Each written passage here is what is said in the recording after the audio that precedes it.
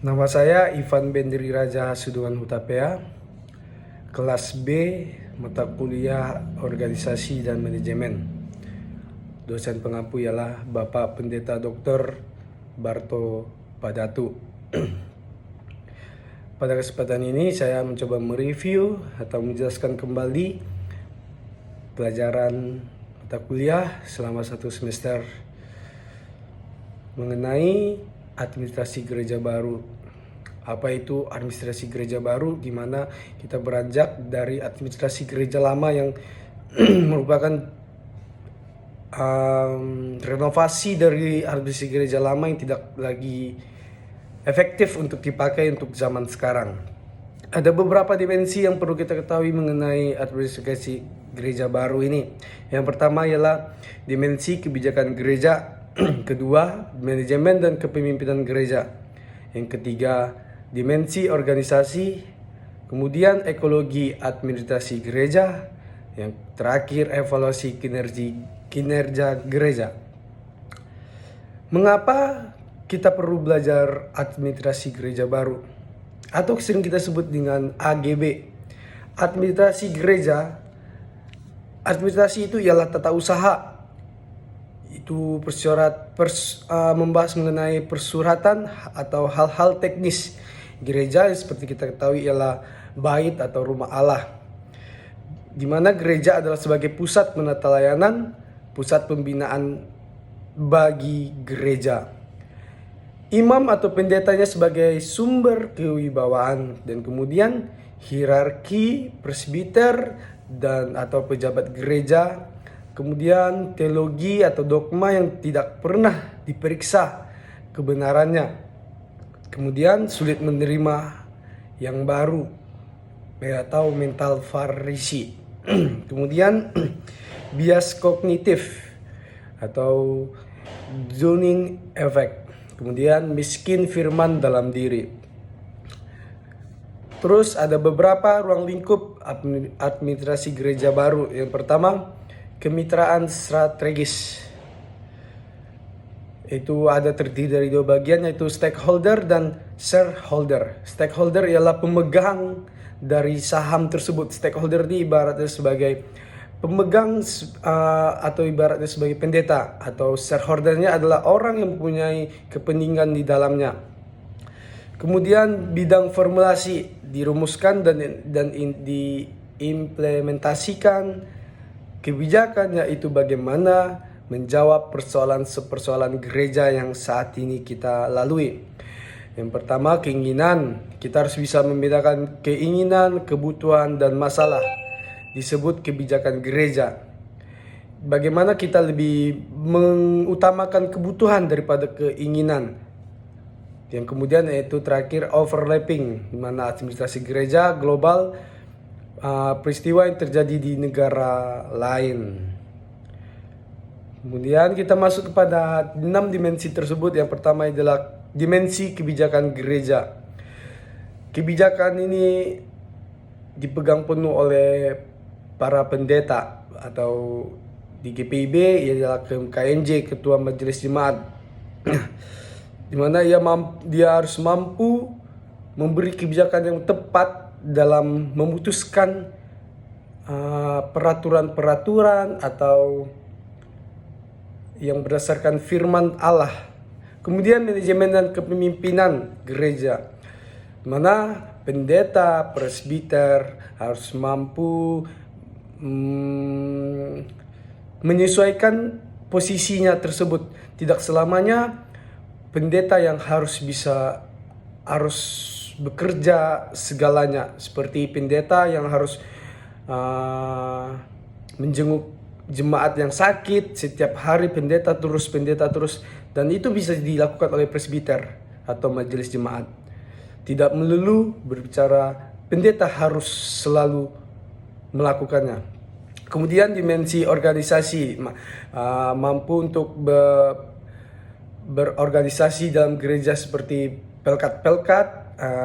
Kemudian ekologi administrasi gereja, mampu untuk memanfaatkan ekologi yang ada di lingkungan sekitar, tidak melulu harus secara instan, atau tidak lagi membahas mengenai itu. Yang terakhir, evaluasi kinerja gereja, di mana harus dilakukan evaluasi tiap-tiap KMJ, pendeta, dan juga para presbiter, dan juga para pengurus pelkat dan pegawai-pegawai selanjutnya. Kemudian pada tugas kali ini diminta untuk membacakan 20 ayat Alkitab. Yang pertama yaitu Yosua 1 ayat 8. Janganlah engkau lupa memperkatakan kitab Taurat ini, tetapi renungkanlah itu siang dan malam, supaya engkau bertindak hati-hati sesuai dengan segala yang tertulis di dalamnya. Sebab dengan demikian perjalananmu akan berhasil dan engkau akan beruntung. Kemudian Amsal 9 ayat yang ke-9. Berilah orang bijak nasihat, maka ia akan menjadi lebih bijak. Ajarilah orang yang benar, maka pengetahuannya akan bertambah. Kemudian Hosea 4 ayat yang ke-6. Umatku binasa karena tidak mengenal Allah. Karena engkaulah yang menolak pengenalan itu, maka aku menolak engkau menjadi imamku. Dan karena engkau melupakan pengajaran Allahmu, maka aku juga akan melupakan anak-anakmu. Kemudian Efesus yang keempat ayat 11 sampai yang ke-12. Dan ialah yang memberikan baik rasul-rasul maupun nabi-nabi, baik pemberita-pemberita Injil maupun gembala-gembala dan pengajar-pengajar, untuk memperlengkapi orang-orang kudus bagi pekerjaan pelayanan, bagi pembangunan tubuh Kristus. Dan kemudian Yeremia 29 ayat yang ke-11, sebab aku ini mengetahui rancangan-rancangan yang ada padamu mengenai kamu, demikianlah firman Tuhan, yaitu rancangan damai sejahtera dan bukan rancangan kecelakaan, untuk memberikan padamu hari depan yang penuh dengan harapan. Kemudian 1 Korintus yang pasal yang kedua ayat yang keempat sampai yang kelima. Baik perkataanku maupun pemberitaanku tidak kusampaikan dengan kata-kata hikmat yang meyakinkan, tetapi dengan keyakinan akan kekuatan roh, supaya iman kamu jangan bergantung pada hikmat manusia, tetapi pada kekuatan Allah. Dan yang kemudian 2 Petrus pasal yang pertama ayat 3 sampai yang ke-8. Karena kuasa ilahi yang telah menganugerahkan kepada kita segala sesuatu yang berguna untuk hidup yang saleh oleh pengenalan kita akan Dia, yang telah memanggil kita oleh kuasanya yang mulia dan ajaib. Ayat yang keempat, dengan jalan itu Ia telah menganugerahkan kepada kita janji-janji yang berharga dan yang sangat besar, supaya olehnya kamu boleh mengambil bagian dalam kodrat ilahi dan luput dari hawa nafsu duniawi yang membinasakan dunia. Kemudian ayat-ayat yang kelima, justru karena itu kamu harus dengan sungguh-sungguh berusaha untuk menambahkan kepada imanmu kebajikan, dan kepada kebajikan pengetahuan, dan kepada pengetahuan penguasaan diri, kepada penguasaan diri ketekunan, dan kepada ketekunan kesalehan, dan kepada kesalehan kasih akan saudara-saudara, dan kepada kasih akan saudara-saudara semua orang. Sebab apabila semua itu ada padamu dengan berlimpah-limpah, kamu akan dibuatnya menjadi giat dan berhasil dalam pengenalanmu akan Yesus Kristus Tuhan kita. Kemudian 1 Korintus pasal yang ke-12 ayat yang ke-18. Tetapi Allah telah memberikan kepada anggota masing-masing secara khusus sesuatu tempat pada tubuh, seperti yang dikehendakinya. Kemudian 1 Korintus pasal yang pertama ayat yang ke-8.